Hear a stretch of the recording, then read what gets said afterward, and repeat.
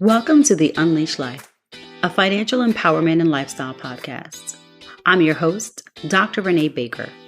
After nearly 3 decades in corporate America, I took a leap of faith to pursue full-time entrepreneurship, realizing that while we can always get another title, we don't get another chance to create the life we truly desire.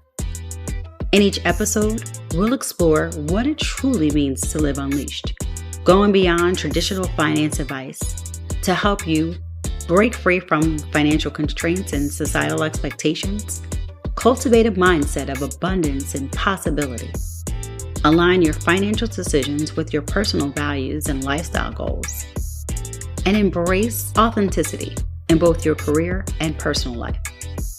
Whether you are seeking financial wisdom, entrepreneurial insights, or inspiration to live boldly, you're in the right place. Redefine success on your terms and join a community of women who refuse to dim their light.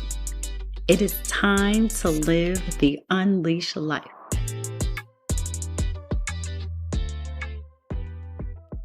Welcome to the Unleashed Life. I'm your host, Dr. Renee Baker. And today we have the absolute pleasure of having with us Zaneta Ellison. Now, Zaneta is, first of all, an amazing human, but she is a licensed mental health counselor, an author, a public speaker, a certified life coach, a mom, and just an amazing person. And so we're so happy that you're here today. You've spent your life transforming lives. So hopefully your energy will rub off on us and we'll be able to change some lives today with all the wonderful work that you do. So welcome to the Unleashed Life. Thank you for having me. Well, let's get into it. We were having some conversations and it's just wonderful to hear about your journey. But I'm also very intrigued by your journey because you are the founder and the CEO of a company where you are the transitional life therapist. And I just find your work to be very fascinating. So can you tell the listeners and the people that are watching today a little bit about your journey and how you decided to choose your career path? Sure. So the name of my practice is New Vision Behavioral Health Incorporated. Originally, my career was with the federal government. I was working for the federal government, working with veterans for about 12 and a half years, providing almost transitional work counseling with them.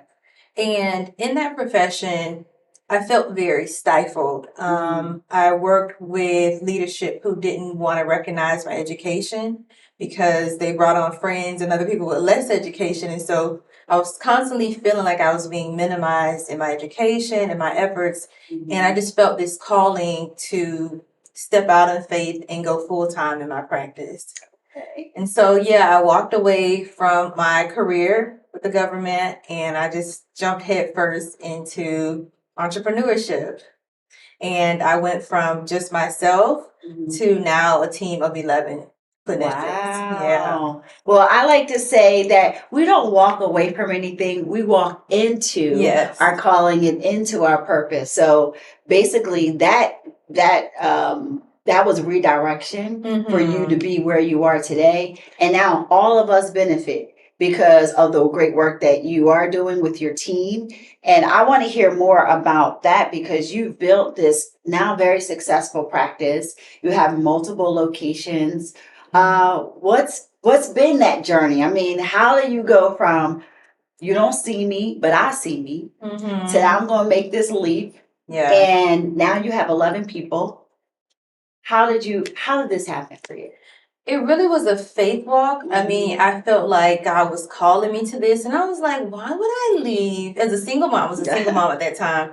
Why would I leave this stability in my career to jump into the unknown? Right. And really, that was my first relationship with blind faith. You know, I've always, had faith. I've been a believer since I was a kid. But to me, that was adult. Like, that was truly adult in the beginning. Testing you. Right. And I was like, okay, I'm going to do it. That's right. And so it took, blood, sweat, and tears. I liquidated all of my assets in order for me to get to where I am now. And it still seems like it's not enough. It's like a bottomless pit. Like, what more do I need to give in order for this thing to really reach what I think is successful. And so it's just been a lot of sacrifice, a lot of character development. Oh, yeah.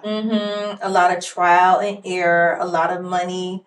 But it's been really affirming that even though I grew up as a child with a disability, that I still had intellect enough in order for me to be successful. Right. And success may not look like me being a doctor or an attorney or something else, but I found my lane and I feel like I'm kind of thriving in it. Well, we love that. And especially, listen, we talk about blind faith and we don't need to see the full stairway, right? We have to take that first step. And it's amazing to me as someone who walked away or walked towards my calling and deciding to walk away from a almost 3-decade career. Wow. That this blind faith, and it's weird how things work out despite the challenges. Now, looking back now, right? You said there's been some blood, some sweat, some tears. Oh, we know about those tears. Yes. How have you been able to navigate? What's the one thing that you would say has kept you focused in addition to the faith? Yeah. I would say that really trusting the process, that not allowing what I see in front of me, where I am now, to determine my worth, my value, or the potential that's in front of me. To say that, you know what, I believe in what it is that God's called me to do.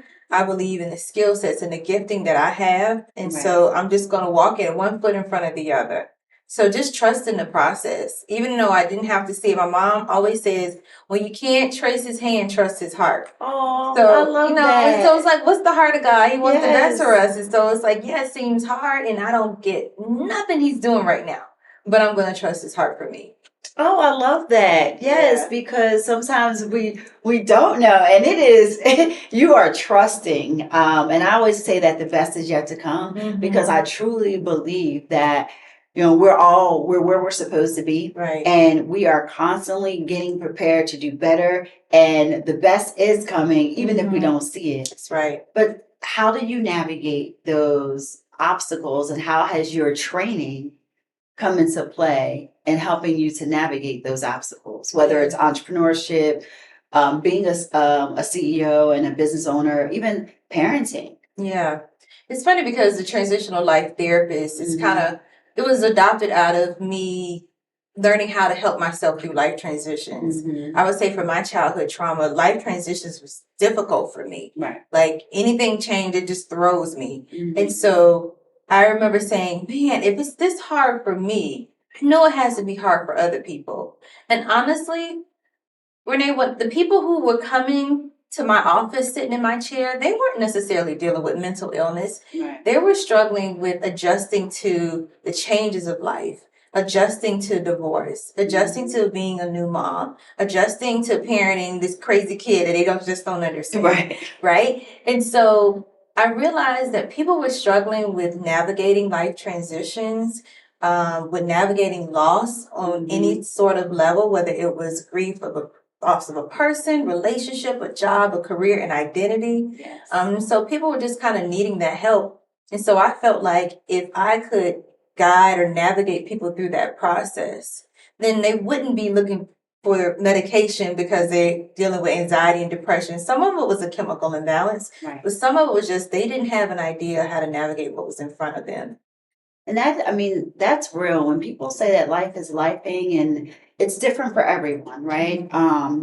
Dealing with grief. I know when my grandmother passed away in 23, that grief showed up, and it showed up in a way that I wasn't anticipating. It's not as if I didn't know that this day would come. And it's not as if I knew that other people, that I had other people that I've lost before, but it showed up very differently. And it was trying to figure out, what is this everyday resilience? And how can I figure out how to keep going with this pressure? And some of it felt like mindset. And you're like, am I crazy? So how do you navigate that? What do you tell people when it comes to everyday resilience? What can they do to navigate life's challenges? Well, we know that, what's the saying? The one thing that's constant is change, right? Mm-hmm. And so if we're faced with unavoidable life circumstances, we might as well become good managers of them versus trying to run from them or do what we can to avoid it, right? And so it's like, what skills, mindset, tools, strategies do I need to help me navigate this process? And really, it is a mindset thing. How do I look at loss? How do I look at threat versus opportunity? Is what in front of me really a threat, or is this an opportunity for growth, an opportunity for change, an opportunity for development? And so helping somebody reshape and reframe their mindset. And sometimes that takes us going all the way back to childhood. One of my famous questions when a person comes in with those belief systems, I say, where did you learn that? Who taught you that? Oh, that's a good one. And the first thing said, well, my mom, my dad, my grandma, or whatever. And so a lot of times we are carrying around these outdated belief systems and these narratives that we kind of live our life by. Isn't that interesting how we carry so much trauma? And I don't think when I was growing up that we were calling it trauma, but it was. We pick up on generational beliefs, right? It becomes generational, sometimes the curses, right? And we believe that life has to be this way, right? So how do you help people shift their mindset? What can a person do today to help them to start to begin to shift their mindset, to see the world through a different lens? Yeah. Well, one of the first things is asking ourselves, like, is this working for me? Right. Obviously we had a mindset that may have protected us when we needed to, that may have helped us navigate whatever life's obstacles we had at that time. But we get to a point where we say, is this still working for me? Is this really benefiting me? Or is this keeping people out of my life? Is it keeping me out of the lives of other people? Is it keeping me stuck? So reassessing and reevaluating the mindsets, the beliefs, the mantras that we kind of live by. The I don't need no, or people are always, or, so those type of things that we kind of find ourselves saying consciously and subconsciously. And then saying, okay, well, what is another way for me to look at it? What is it I really need? Or what would be a better way for me to look at this situation? And sometimes it is hard to do that on your own. It really is. Sometimes you need a coach to kind of help you through what that looks like. Because we don't like to ask ourselves the hard questions. We think we're asking people of ourselves. We think we're asking ourselves the hard questions. We sometimes don't mind asking other people. But it takes some deep work to look inside yourself and say, is this working? Is this serving me anymore? And if it's not, what am I willing to do? Because it is pain of gain or pain of staying. That's right. And I don't think people realize how much pain we continue to have because we don't want to change. That's right. Because it's uncomfortable and it's scary. So what tools do you give people, or beyond the questions they ask themselves? Are there some tools or some things that we can think about to reframe our approach to these things? Yeah. Well, they say we have what they call 15 cognitive distortions, right? 15 ways of thinking that could be contrary to what it is we really want. Without going through all 15, some of the main ones are catastrophizing. Like, oh my gosh, this is the worst this could ever happen to me. Right. Bad things always happen. Overgeneralizing. Nothing good ever comes my way. Being victimized and being the victim, playing the blame game. So a lot of those things we do or we think are distorted. And so a lot of times I help people challenge those distortions. Like, okay, am I being rational?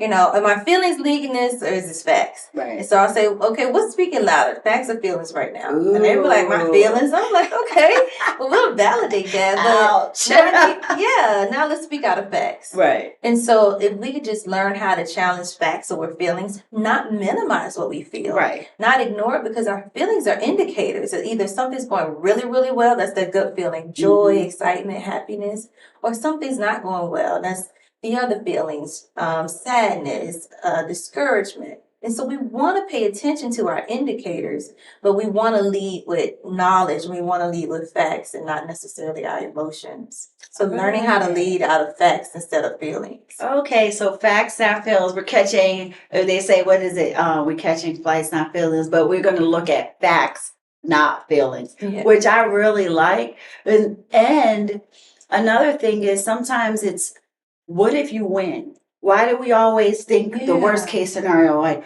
oh no, what if I start this business and it fails? What if you start this business and you're successful?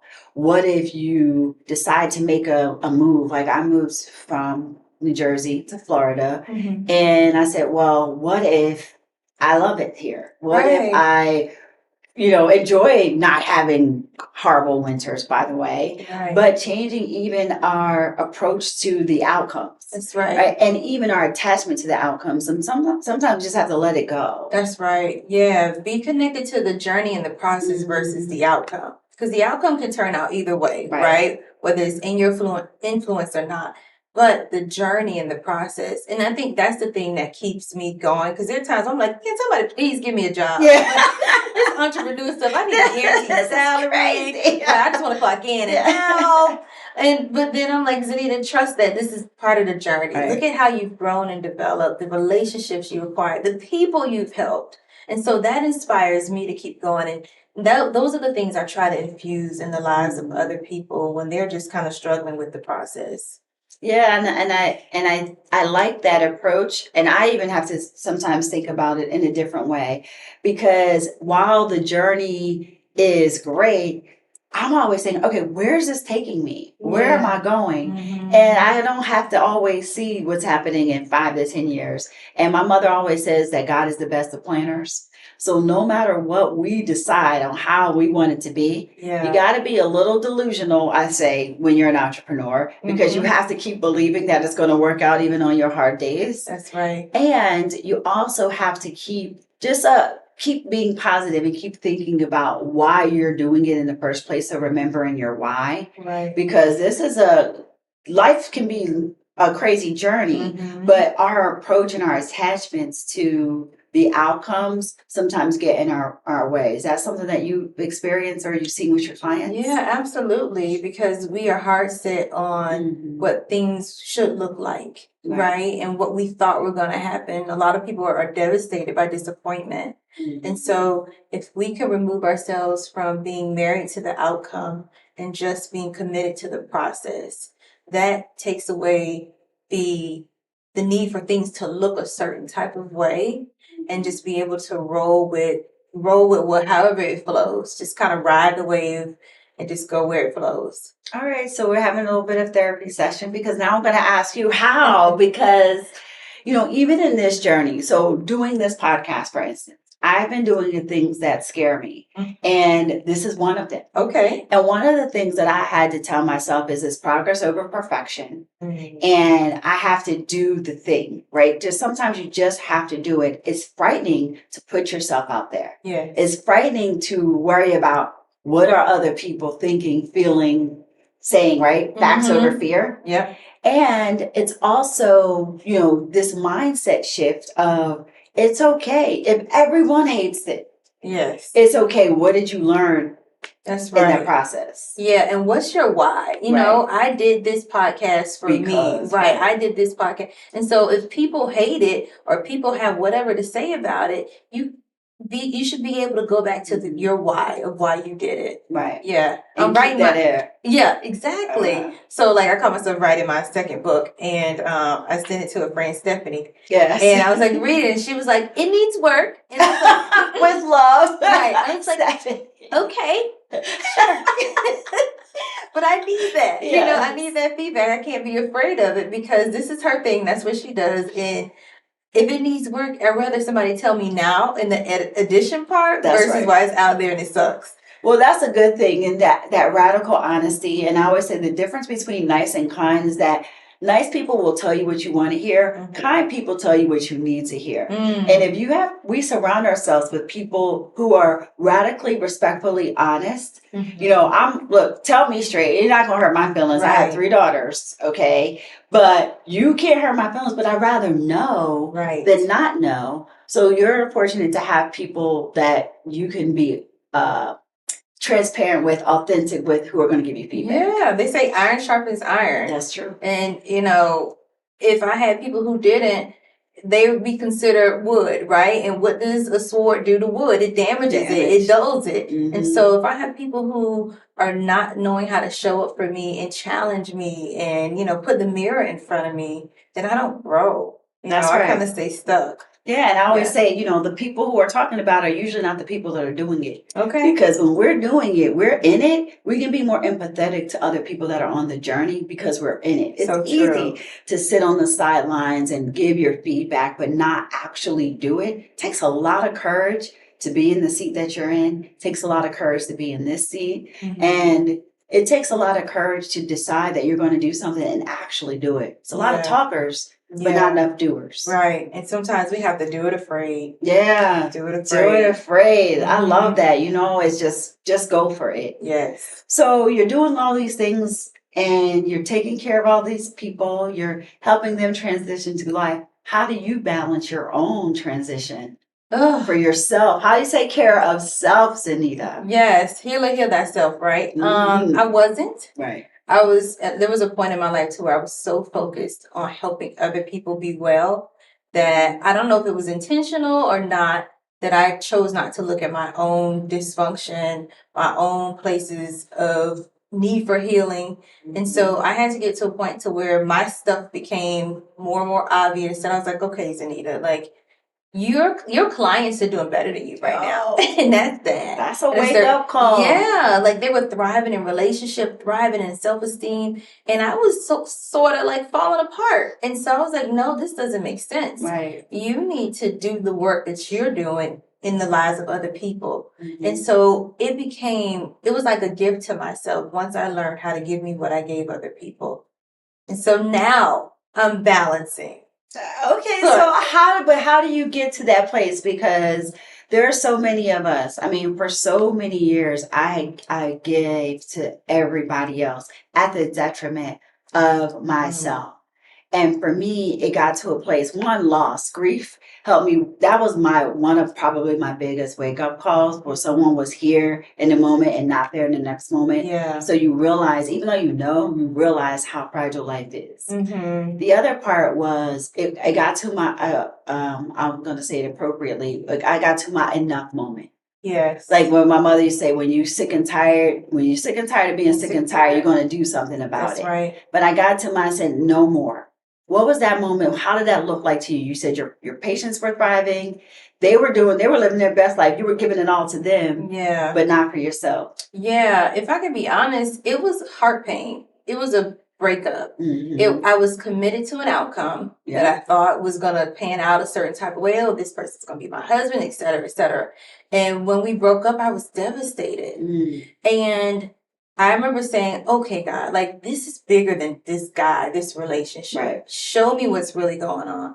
And I had to go back to my childhood wounds of abandonment and childhood trauma in order for me to realize I was so committed to an outcome for what that would look like, because I always wanted love. Right. And so because I didn't get it in the way I felt I needed to, I was doing things, I was showing up in relationships that were not healthy, that were one-sided.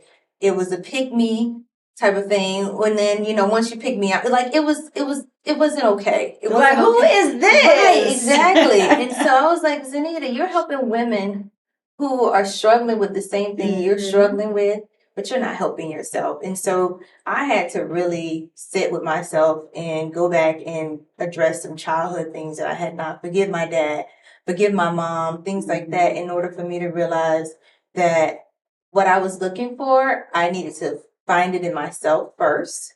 And then I needed to learn how to deal with disappointment, not be attached to outcomes. And it was intersecting in all areas of my life, not just my relationship, but also in my career as a professional entrepreneur. Disappointment, oh man, I didn't get that contract, or this person stole my business idea, or this business, like things like that, things that failed and outcomes that didn't turn out the way I wanted them to. I had to learn how to handle that and deal with life losses.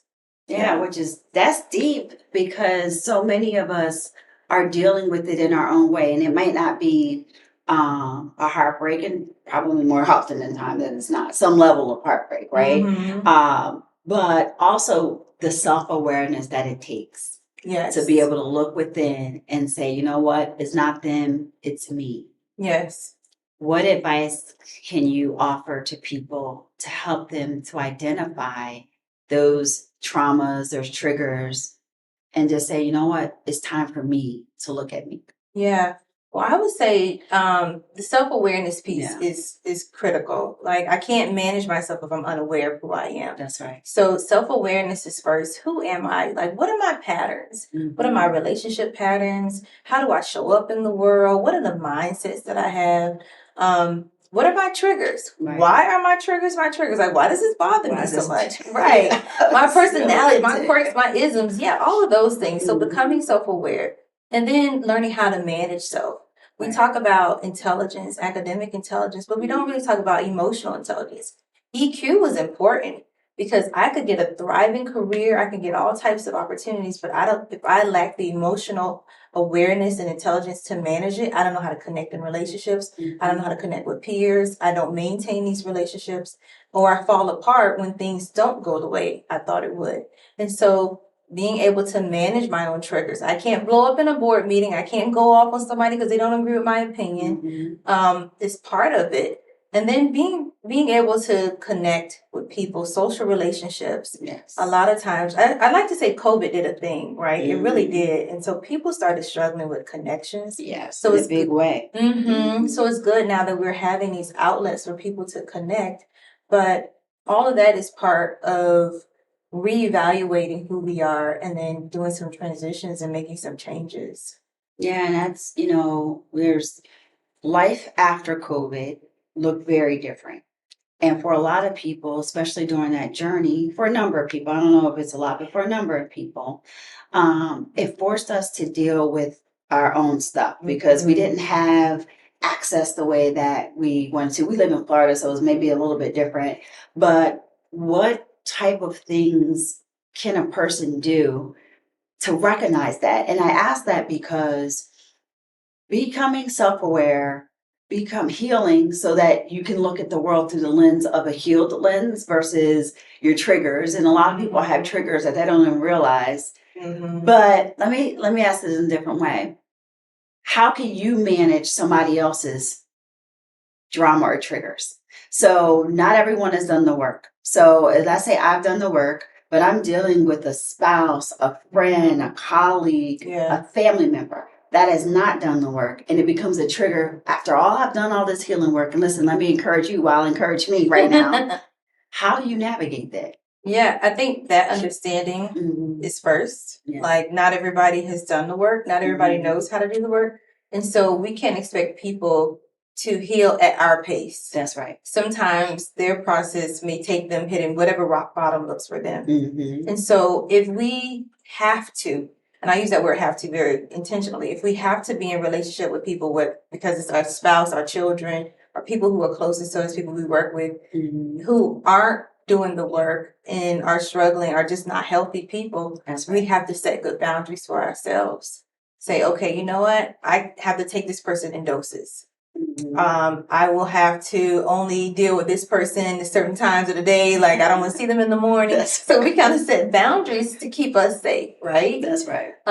If it's people on the outside world, we just recognize that, we never know what people are struggling with. You don't. We never know, the mean cashier, comes home and, kicks the dog or whatever. But, sometimes the people at home get it and sometimes the people at work get it. And so sometimes we just have to have empathy and regard for other people and realize, whatever they got going on, I'm not going to ingest it. That's on them. I wish them well and just keep it moving. That takes a lot of work to just say, this has nothing to do with me and let me manage myself accordingly, protect my peace. And sometimes protecting peace looks a lot like that you're not facing situations, or it could look like you're not facing situations, but the reality is you're navigating the situations that are in front of you. Yes. Is that what you're saying? Yes. Focusing more on the facts and not the feelings. Like this factually has nothing to do with it. It feels icky though. Right. This person makes me feel so annoyed, so frustrated. I acknowledge that.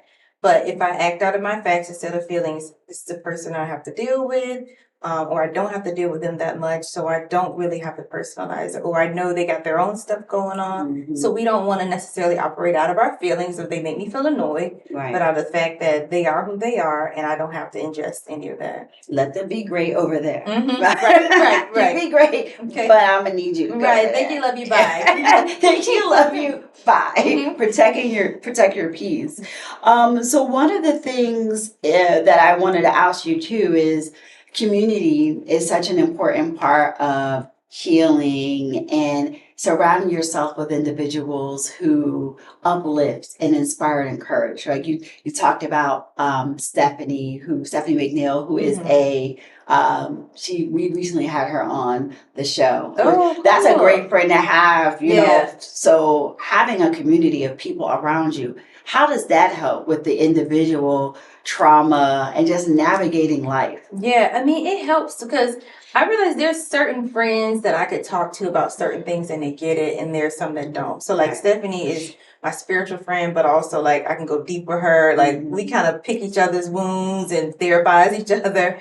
And then we also have good business conversations where we get ideas and stuff, connections come out of it. And then I have those friends who are my fun friends who just know how to just help me disconnect from the seriousness of my life and just be Zaneta, right? That's right. And then I have those who I can say, hey, I need you to pray for me.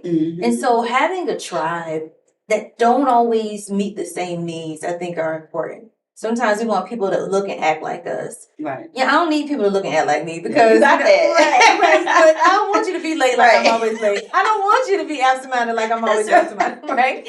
And so I need people who maybe have strengths that I don't have, who may have deficits I don't have, but I don't mind, you know? And so we aren't meant to live in a silos. People are struggling. Even the Surgeon General now has something out because people are struggling with loneliness. Loneliness is a health outcome right now, a health disparity because people are taking their own lives because of loneliness.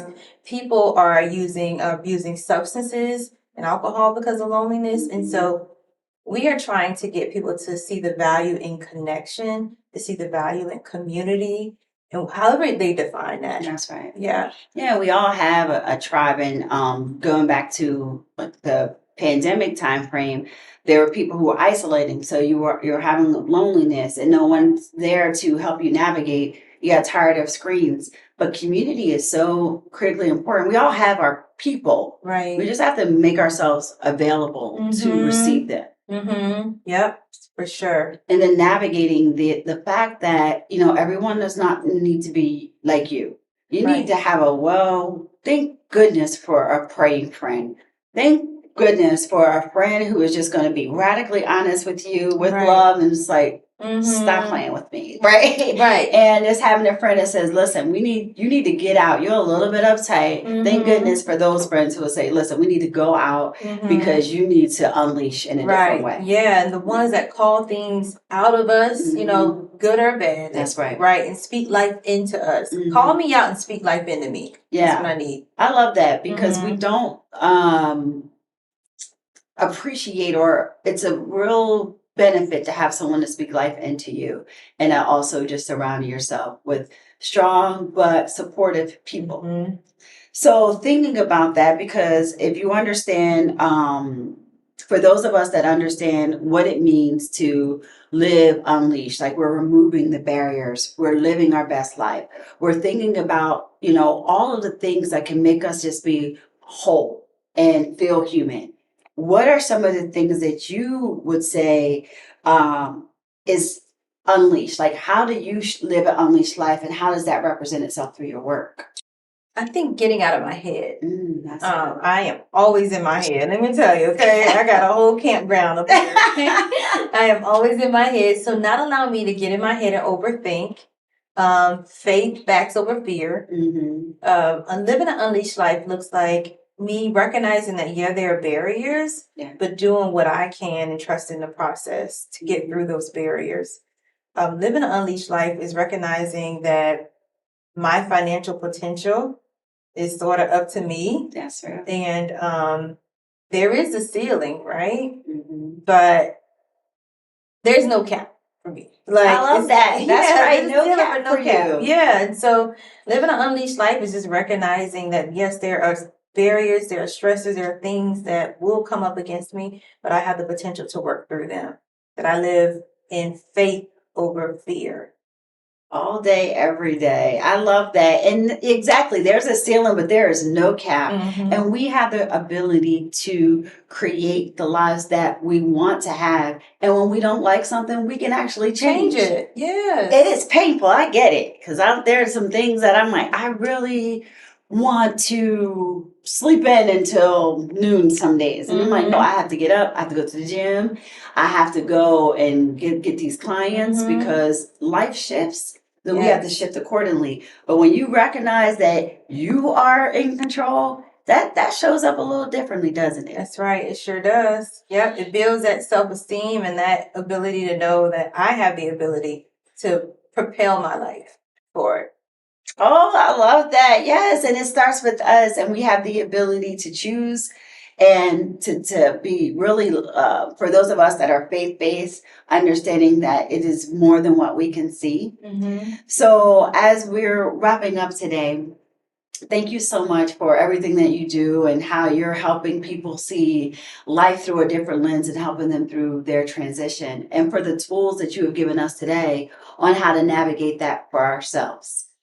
So as we wrap up today, can you share just your parting words of wisdom for those who are going through life transitions and need to figure out how to unleash? Any other words of wisdom you have to share? Sure. I like to believe that, loss, grief is inevitable. We say that grief trauma is the great professor that knocks on everybody's door. And when it greets us, it's our job to say, what is it you want me to learn? And I say pain will either drive you in two places. It'll drive you crazy or drive you to be resentful, or it could drive you to your purpose and healing. But it always allows us to steer. And so born into this crazy world with crazy people, healing is our birthright, but it will never be forced on us. Wow. Very profound. Thank you. And how can people follow you or get in touch with you? So the name of my business, again, is New Vision Behavioral Health. We are located in 4 locations: St. Petersburg, Florida, 511 66th Street North; Clearwater, Florida, 1108 North MLK Avenue; Tampa, 904 East Henry Avenue; and also in Houston, Texas. Our number is 727-687-0997, or you can check us out on our website at www.newvisionbehavioralhealth.org. Well, thank you so much for spending time with us today, Zaneta, and for dropping all those wonderful gems. I don't know about you, but I would keep a person like Zaneta very close to the vest and making sure that you're leveraging the tools and resources that share to help us through life's transitions that are not going to change. So thank you so much, or they're not going to stop. We'll always be in constant as change, right? That's right. So just thank you for everything that you do. Thank you for being here today. And I just want to remind everyone that the power is within us. We can choose how we want to show up in this world. And it's up to us to pivot accordingly. Like Zaneta said, having the facts, basing it over your feelings is a powerful way to move forward. So always remember, living life unleashed is about breaking down those barriers and recognizing that no matter what we're going through, the best is truly yet to come. So with that, we'll look forward to the next episode, and follow us and keep getting these tips and tricks every week on Tuesdays. Thank you. Thank you for joining us on The Unleashed Life. I hope today's episode has inspired you to break free from financial constraints and societal expectations, cultivating a mindset of abundance and possibility. Remember, living unleashed means aligning your financial decisions with your personal values and embracing authenticity in both your career and personal life. It's about progress, not perfection, as we journey towards financial empowerment and the lifestyle we truly deserve. If you found today's episode to be of value, please take a moment to rate and review this podcast. Your support helps us reach more women ready to unleash their potential. And don't miss out on exclusive content and insights by signing up for our monthly newsletter at reneebaker.com. is packed with actionable tips to help you continue your Unleashed journey between episodes. Be sure to subscribe to the podcast on your favorite platform and join our vibrant online community to share your own Unleashed moments and connect with like-minded individuals. Until next time, keep breaking barriers, embrace your beautiful, authentic self, and live life unleashed. Remember, it's never too late to rewrite your financial story and step into your power with purpose. As always, be great, and the best is yet to come.